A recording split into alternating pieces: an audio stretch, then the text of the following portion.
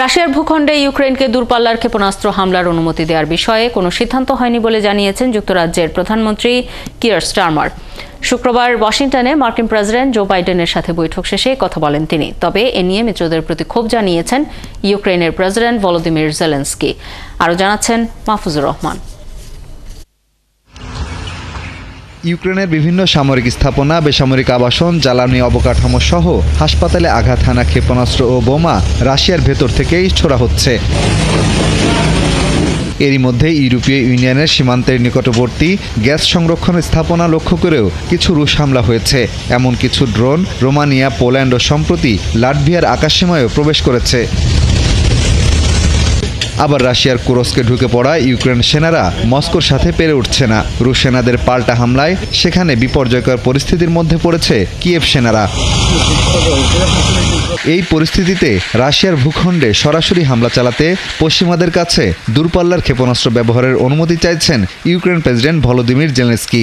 এক্ষেত্রে তিনি অভিযোগ করে বলেন, মিত্ররা মধ্যপ্রাচ্যের আকাশে একসাথে ক্ষেপণাস্ত্র ভূপাতিত করলেও ইউক্রেনের বেলায় সেটি করা হচ্ছে না। পশ্চিমা দেশগুলোর পক্ষ থেকে দ্বৈত নীতি অনুসরণ করা হচ্ছে। ইরানের ক্ষেপণাস্ত্র ও ড্রোন আক্রমণ প্রতিহত করতে ইসরায়েলকে সহায়তা করা হলেও ইউক্রেনকে একই ধরনের সহায়তা দেয়া হচ্ছে না। অথচ আমরা প্রতিদিনই রাশিয়ার ক্ষেপণাস্ত্র ও ড্রোন হামলার শিকার হচ্ছি।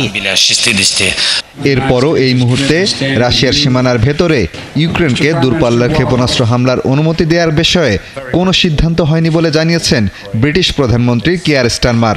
ওয়াশিংটনে মার্কিন প্রেসিডেন্ট জো বাইডেনের সাথে বৈঠকেও এমন কোনো ইঙ্গিত মেলেনি।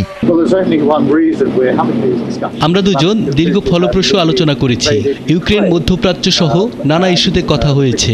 তবে ইউক্রেনকে ক্ষেপণাস্ত্র সরবরাহের বিষয়টি একক কোনো সিদ্ধান্ত নয়, এটি কৌশলগত সিদ্ধান্ত যা সামগ্রিকভাবে আলোচনা করে নিতে হবে। এছাড়া ইউক্রেনের মিত্ররা মনে করছেন কিয়েভের আকাশে ক্ষেপণাস্ত্র ভূপাতিত করার পদক্ষেপ সরাসরি যুদ্ধে জড়িয়ে পড়ার ঝুঁকি তৈরি করবে। এতে রাশিয়ার প্রেসিডেন্ট ভ্লাদিমির পুতিনের সাথে সংঘাত আরও তীব্র হতে পারে। কারণ এরই মধ্যে এমন কিছু হলে পশ্চিমাদের সাথে সরাসরি যুদ্ধের হুমকি দিয়েছেন পুতিনও। মাহফুজুর রহমান, ৭১।